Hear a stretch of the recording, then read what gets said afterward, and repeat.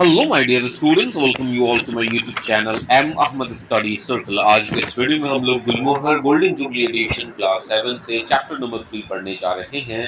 इसका टाइटल है the green morning, मतलब एक हरी भरी सुबह।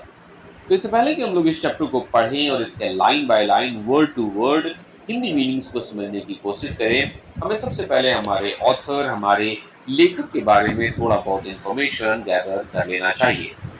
Read Douglas Bradbury was an American author and screen writer. बताया गया है कि रीड डगलस ब्रैडबरी एक अमेरिकन लेखक थे और साथ में एक स्क्रीन राइटर भी थे। तो माय डियर फ्रेंड्स, हम लोग स्क्रीन राइटर उन लोगों को कहते हैं जो कि फिल्मों के लिए कहानियां लिखते हैं। One of the most celebrated 20th century American writers. He wrote fiction in different genres, including fantasy, science fiction, horror and mystery. बताया गया है कि 20वीं शताब्दी के सबसे अधिक लोकप्रिय, सबसे अधिक जाने माने अमरीकी लेखकों में से एक थे रे डगलस ब्रैडबरी, और इन्होंने डिफरेंट जॉनर्स में, अलग अलग जॉनर्स में अपनी फिक्शनल स्टोरीज, अपनी काल्पनिक कथाएं लिखी हैं, जिनमें कि फैंटेसी, साइंस फिक्शन, हॉरर और मिस्ट्री जैसे अलग अलग जॉनर्स शामिल हैं। Now we'll cover this before you read section before jumping on to the explanation of this chapter. Working groups, यहाँ पर आपको बोला गया है कि आप समूह बनाकर काम करें, ग्रुप्स बनाकर काम करें। Look at this picture of a street in India. यहाँ पर एक पिक्चर दिया गया है जो कि भारत की किसी सड़क की तस्वीर है। Are there any ways to make this space green? और आपको बोला गया कि आप ध्यान से इस पिक्चर को देखिए और ये बताइए कि क्या कोई ऐसा तरीका है जिससे कि हम इस जगह को हरा भरा बना सकते हैं। Why is that important? और आखिर इस जगह को हरा भरा बनाना जरूरी क्यों है, महत्वपूर्ण क्यों है। आप देख पा रहे हैं इस पिक्चर में चारों तरफ बस बिल्डिंग्स, कार्स और इस तरह की चीजें ही नजर आ रही हैं, लेकिन एक भी पेड़, एक भी पौधा आपको यहाँ पर नजर नहीं आ रहा, जो कि बहुत ही हॉरिफिक है, जो कि बहुत ही खतरनाक है, डेंजरस है हमारे प्लैनेट के लिए, हमारे इन्वायरमेंट के लिए। इसीलिए आपसे पूछा गया है कि क्या कोई ऐसा तरीका है जिससे कि हम लोग इस जगह को हरा भरा बना सके, और अगर हाँ बना सकते हैं तो फिर हमें इस जगह को हरा भरा बनाने की जरूरत ही क्यों है। Okay, so this is a very small introduction of this chapter which has been given before the uh, actual chapter। यहाँ पे एक छोटा सा इंट्रोडक्शन दिया गया है इस चैप्टर का, उसे हम देख लेते हैं, फिर उसके बाद हम लोग पैरा नंबर 1 से पढ़ना और समझना शुरू करेंगे। The extract you are about to read is from the book The Martian Chronicles। ये कहानी का छोटा सा हिस्सा, ये कहानी का छोटा सा एक्सट्रैक्ट जो आप पढ़ने जा रहे हैं वो एक किताब से लिया गया है, और उस किताब का नाम क्या है? The Martian chronicles. The book is a collection of short stories. और ये जो किताब है द मार्शियन क्रॉनिकल्स, ये शॉर्ट स्टोरीज का एक कंपाइलेशन है, एक संग्रह है, एक कलेक्शन है that tells us about people living a troubled earth that is eventually devastated by a nuclear war। और ये जो शॉर्ट स्टोरीज हैं जो कि इस द मार्शियन क्रॉनिकल्स किताब में कंपाइल की गई हैं, ये सारी की सारी शॉर्ट स्टोरीज हमें उन लोगों के बारे में बताती है कि कैसे लोग एक न्यूक्लियर वॉर की वजह से, एक परमाणु युद्ध की वजह से धरती के तबाह हो जाने के बाद लोग परेशान हो जाते हैं और लोग धरती को छोड़कर कहीं और जा रहे हैं। तो आखिर सवाल ये उठता है कि लोग धरती को छोड़कर जा कहाँ रहे हैं। These people then arrive on Mars where they explore and form settlements। तो ये लोग धरती को छोड़कर मार्स पर जा रहे हैं, मंगल ग्रह पर जा रहे हैं, जहां पर ये चीजों को एक्सप्लोर कर रहे हैं और अपनी बस्तियां बसा रहे हैं। The stories chronicle the lives and experiences of the humans now living on Mars, as well as their interactions with the Martians who already live on Mars। बताया गया है कि ये जो शॉर्ट स्टोरीज हैं जो कि आपको इस किताब में देखने को मिलती हैं, ये सारी की सारी कहानियाँ उन लोगों की जिंदगियों और उन लोगों के अनुभवों के बारे में हमें बताती है जो लोग अभी मार्स पर रह रहे हैं। और इसके साथ भी ये कहानियाँ हमें उन लोगों के बारे में ये भी बताती है कि जो पहले से मार्स पे रह रहे हैं वो लोग, और जो अभी अभी मार्स पे जा रहे हैं, वे एक दूसरे के साथ कैसे इंटरेक्ट करते हैं, उनका आपस में बातचीत कैसे होता है, इसके बारे में भी ये कहानियाँ हमें बताती हैं। तो मैं आपको एक बार फिर से समझाना चाहूँगा, ये बताया गया है कि मंगल ग्रह पे पहले से ही कुछ लोग रह रहे हैं और अभी नए-नए लोग मंगल ग्रह पे जा रहे हैं। तो जो दोनों लोग, पुराने और नए लोग जो आपस में कॉन्वर्सेशन करते हैं, इंटरेक्शन करते हैं, बातें करते हैं, उसके बारे में भी इन शॉर्ट स्टोरीज में बताया गया है और यहाँ तक कि हम इस चैप्टर में पढ़ेंगे भी। This novel was written in 1950। ये जो नोवेल है, ये जो उपन्यास है, उसे 1950 में लिखा गया था। But many of the issues explored in it are still very relevant to our lives today. लेकिन इस उपन्यास में, इस नोवेल में कई ऐसी चीजें एक्सप्लोर की गई हैं, कई ऐसे मुद्दों को खोजा गया है जो कि आज भी हमारी जिंदगियों के लिए काफी रेलेवेंट है, काफी उपयोगी है और महत्वपूर्ण है। Okay, now from para number 1। When the sun set, जब सूरज ढल चुका था, he crouched by the path, वो सड़क के किनारे दुबक कर बैठ जाता है। अब यहाँ पर किसी इंसान के बारे में बात हो रही है जो कि पैरा नंबर 2 में काफी क्लियर हो जाएगा, बट पैरा नंबर 1 पहले हमें समझना होगा। When the sun set, he crouched by the path and cooked a small supper. बताया गया है कि जब सूरज ढल चुका था, वो सड़क के किनारे दुबक कर बैठ गया और उसने रात का भोजन बनाया, रात को खाने के लिए एक हल्का सा डिनर बनाया, हल्का सा भोजन अपना बनाया। सफर का मतलब होता है dinner. He listened to the fat crackle while he put the food in his mouth and chewed thoughtfully. और जब उसने खाने को अपने मुंह में रखा और उसे काफी सोचते हुए, विचार करते हुए जब उसे चबा रहा था अपने खाने को, तभी उसे आग के चटचटाने की, मतलब आग जब जलता है तो ईंधन जो है, मतलब जो लकड़ी है, जो चर चर या चट चट की जो आवाज होती है, जो क्रैकल की आवाज होती है, वो उसे सुन रहा था। It had been a day not unlike 30 others before it. और ये आज का जो दिन है, इस इंसान के लिए पिछले बाकी 30 दिनों से बिल्कुल भी अलग नहीं था। मतलब आज का दिन और पिछले जो 30 दिन गुजर चुके हैं, उसमें कोई अंतर नहीं। आज का दिन बाकी दिनों जैसा ही था। With many neat holes dug in the soil. और वैसे आज के दिन हुआ क्या था? तो आज मिट्टी में कई सारे साफ सुथरे छिद्र किए गए थे, खड्डे खोदे गए थे, होल्स बनाए गए थे। सीड्स ड्रॉप्ड इन, और उन होल्स में, उन खड्डों में बीज डाले गए थे। And water brought from the bright canals, और चमकती हुई नहरों से पानी लाया गया था। अब यहाँ पे कैनाल्स को ब्राइट शायद इसलिए बोला गया है क्योंकि शायद वो जो नहरें हैं वो फ्रोजन है, वो जमी हुई है। Now, with a great weariness in his slight body, he lay and watched the sky. अब ये इंसान जो है, जो कि काफी दुबला पतला है, ये बहुत सारा काम कर चुका है, इसलिए बहुत ज्यादा थक गया है, इसलिए वो लेट जाता है और लेट करके आसमान की तरफ देखने लगता है, आसमान की तरफ निहारने लगता है। Para number 2। His name was Benjamin Driscoll and he was 31 years old. अब यहाँ पर हमें पता चल गया कि जिस इंसान के बारे में हम बात कर रहे थे, उसका नाम है बेंजामिन ड्रिस्कॉल और ये 31 साल का है। And the thing that he wanted was for Mars to grow green and tall with trees and foliage. और बताया गया है कि ये इंसान मंगल ग्रह के लिए बस ये चाहता था कि मंगल ग्रह जो है वो एकदम हरा भरा हो जाए, चारों तरफ बस पेड़ पौधे हो, पेड़ पौधों की पत्तियां हो, हरियाली हो।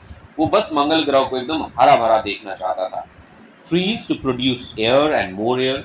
वो चाहता था कि मंगल ग्रह के सतह पर बहुत सारे पेड़ हो और ये बहुत सारे पेड़ मिलकर बहुत सारा ऑक्सीजन प्रोड्यूस करे, बहुत सारा हवा प्रोड्यूस करे। Trees to cool the towns in the boiling summer. और जब बहुत ज़्यादा गर्मी हो तो पेड़ होने चाहिए जो कि शहर को ठंडा करे। And trees to hold back the winter winds. और पेड़ होने चाहिए कि जब सर्दी की चिलचिलाती हुई हवाएं चल कर आए तो ये पेड़ उन्हें रोके। There were so many things a tree could do. Benjamin Driscoll को लगता है कि एक पेड़ कई सारी चीजें कर सकता है। ऐड कलर, क्या क्या कर सकता है? तो सबसे पहले प्रकृति में, नेचर में रंग भर सकता है, हरियाली ला सकता है। प्रोवाइड शेड, छाया दे सकता है। ड्रॉप फ्रूट, यहाँ तक कि उस पर फल लगेंगे और वो फल नीचे गिरेंगे तो उसे आप उठाकर खा सकते हैं। और become a children's playground, और एक बच्चे के खेलने के लिए मैदान भी बन सकता है। But most of all The trees would distill icy air for the lungs and provide a gentle rustling for the ear when you lay at night in your bed and were soothed to sleep by the sound. बताया गया लेकिन इन सब से कहीं अधिक पेड़ जो है वो इन ठंडी हवाओं को और प्योरीफाई कर देता है, उसे क्लीन कर देता है, साफ सुथरा कर देता है हमारे लंग्स के लिए, हमारे फेफड़ों के लिए। और ये हमें एक बहुत ही कोमल सी सरसराहट की आवाज़ हमारे कानों के लिए प्रोवाइड करता है। ये हमारे कानों के लिए जब हवा चलती है और इन पेड़ों के जो पत्ते लहराते हैं हवा में, तो उससे एक रसलिंग साउंड क्रिएट होता है। और जब हम अपने बिस्तर पर सोने के लिए जाते हैं, तो इस आवाज़ को सुनकर हम बड़े ही सुकून से, बड़े ही चैन से सो पाते हैं।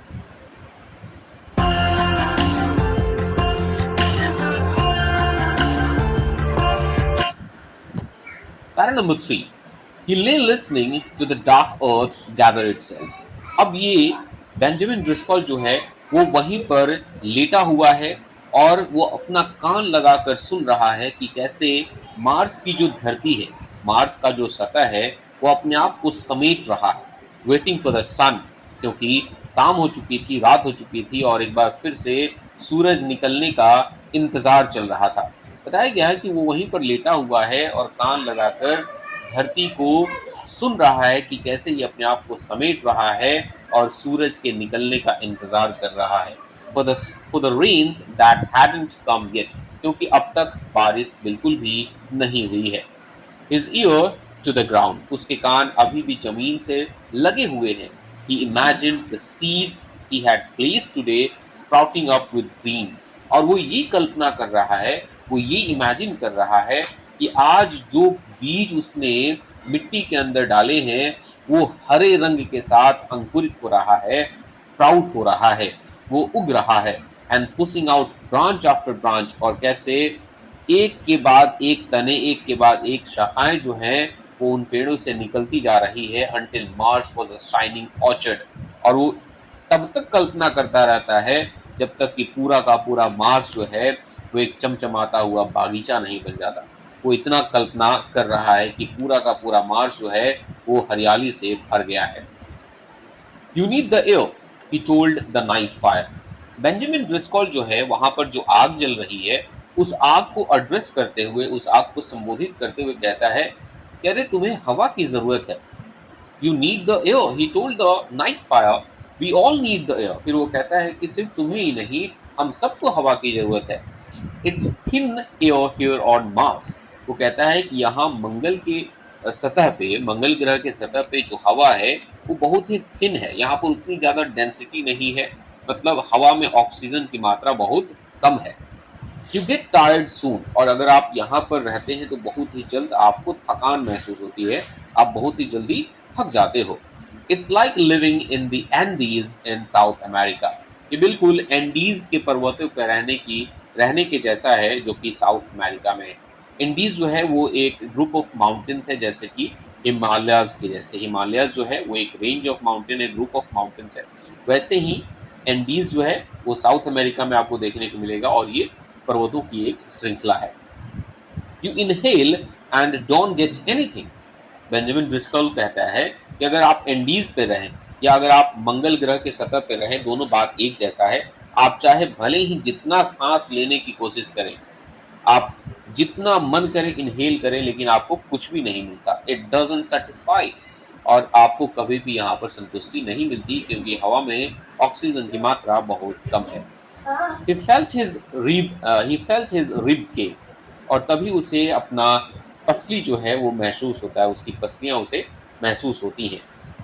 इन 30 days how it had grown, और वो देखता है कि कैसे मात्र 30 दिनों में उसकी जो पसलियां हैं वो बढ़ गई हैं, वो ग्रो कर गई हैं। They would all have to build their lungs to take in more air, और बेंजामिन ड्रिस्कॉल कहता है कि कहीं ना कहीं मंगल ग्रह के सतह पे रहने वाले सभी लोगों को अपने लंग्स को ट्रेन करना होगा कि वो ज़्यादा से ज़्यादा एयर को, ज़्यादा से ज़्यादा ऑक्सीजन को अपने अंदर खींच सके, अपने अंदर स्टोर कर सके, और प्लांट मोर ट्रीज। या इसका दूसरा ऑल्टरनेटिव है, इसका दूसरा रास्ता है कि ये लोग ज़्यादा से ज़्यादा पेड़ लगाएं मंगल ग्रह के सतह पे, जिससे कि ऑक्सीजन प्रोड्यूस हो और फिर आसानी से ये लोग वहां पर सांस ले सके। That's what I am here for, he said. और बेंजामिन ड्रिस्कॉल कहता है कि इसीलिए तो मैं यहाँ पर हूँ। द फायर पॉप, और तभी वो जो आग वहां पर चल रही थी उसकी चिंगारी जो है वो थोड़ी सी भड़कती है। In school they told a story about Johnny Apple seed walking across America planting Apple trees. और फिर बेंजामिन ड्रिस्कॉल कहता है कि जब वो स्कूल जाया करता था एज ए स्टूडेंट, तो उसके टीचर्स या स्कूल के लोग उसे बताया करते थे कि जॉनी एप्पल सीड नाम का एक आदमी था जो कि पूरे अमेरिका में घूम घूम कर एप्पल के पेड़ लगाया करता था, सेब के पेड़ लगाया करता था। Well I am doing more, Benjamin कहता है। वेल मैं तो जॉनी एप्पल सीड से ज्यादा कर रहा हूँ। I am planting oaks, elms, maples, aspens, deodars and chestnut, every kind of tree. Benjamin Driscoll कहता है कि जॉनी एप्पल सीड तो सिर्फ एप्पल के पेड़ लगाया करता था, लेकिन मैं तो ओक, एल्म्स, मैपल्स, एस्पेंस, देवदार और चेस्टनट हर प्रकार के पेड़ मैं लगा रहा हूँ। Instead of making just fruit for the stomach, I am making air for the lungs. और सिर्फ इसके कि कुछ ऐसे पेड़ लगाया जाए जो कि हमारे पेट के लिए फल पैदा करे, बल्कि मैं ऐसे पेड़ लगा रहा हूं जो कि हमारे लंग्स के लिए, हमारे फेफड़ों के लिए हवा पैदा करेगा, हवा बनाएगा। When those trees grow, think the oxygen they'll make.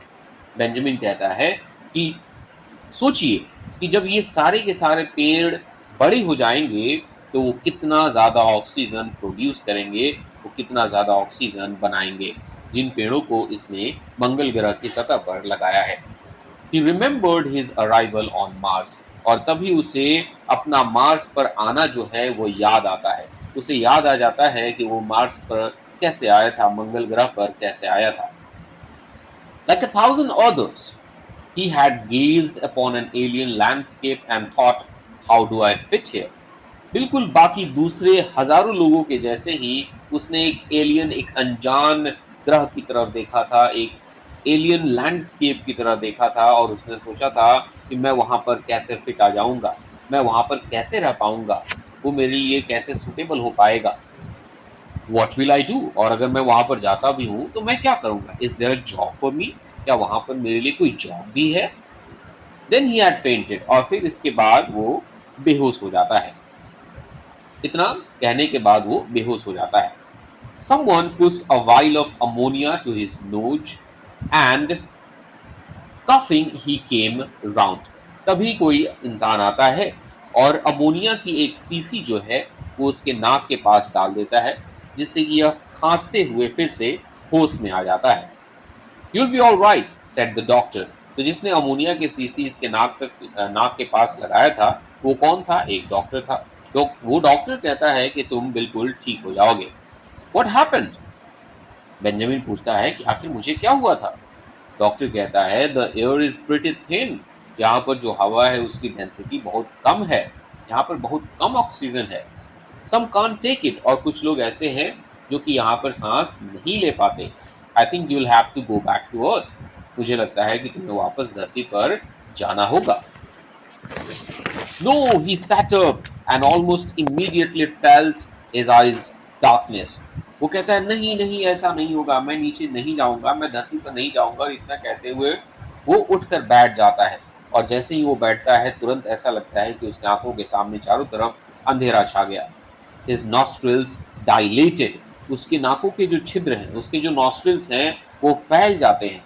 And he forced his lungs to drink in thin air, और वो अपने फेफड़े को मजबूर करता है कि वो इस पतली हवा में, इस कम डेंसिटी वाले हवा में किसी भी तरह ज्यादा से ज्यादा हवा को अपने अंदर भर सके, ज्यादा से ज्यादा ऑक्सीजन को अपने अंदर भर सके। I'll be all right, I have got to stay here. Benjamin कहता है कि मैं ठीक हो जाऊंगा, मुझे यहाँ पर रहना ही होगा। They let him they let him lie gasping in horrid fish-like motions. और जैसे ही वो कहता है कि नहीं मुझे यहाँ पर रहना ही होगा, तो जो लोग उसे वहां पर बचाने आए थे वो लोग उसे वहीं पर एक मछली की तरह तड़पते हुए, एक मछली की तरह छटपटाते हुए वहीं पर पड़े हुए छोड़ देते हैं। And he thought air air air, और वो बस सोचता है हवा हवा हवा और हवा, बस वो एयर के बारे में ही सोच रहा होता है। They are sending me back because of air. उसे ऐसा लग रहा है, वो ये सोच रहा है कि ये लोग मुझे धरती पर वापस सिर्फ इसलिए भेज रहे हैं क्योंकि यहाँ पर हवा नहीं है।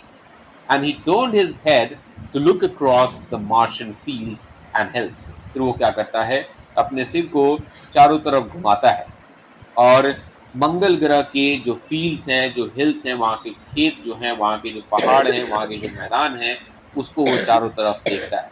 The first thing he noticed was that there were no trees at all. और जो सबसे पहली चीज वो नोटिस करता है, जो सबसे पहली चीज वो देखता है, वो ये है कि वहां पर एक भी पेड़ नहीं था, कहीं पर कोई पेड़ नहीं था। As far as you could see in any direction, भले ही आप किसी भी दिशा में कितना भी दूर क्यों ना देख ले, वहां पर आपको एक भी पेड़ नजर नहीं आएगा। Here he thought, the thin stuff whistling in his nostrils, air, air, air. वो बस सोच रहा था कि नहीं, उसे किसी भी तरह एयर के बारे में सोचना होगा, उसे किसी भी तरह एयर को और ज़्यादा प्रोड्यूस करना होगा।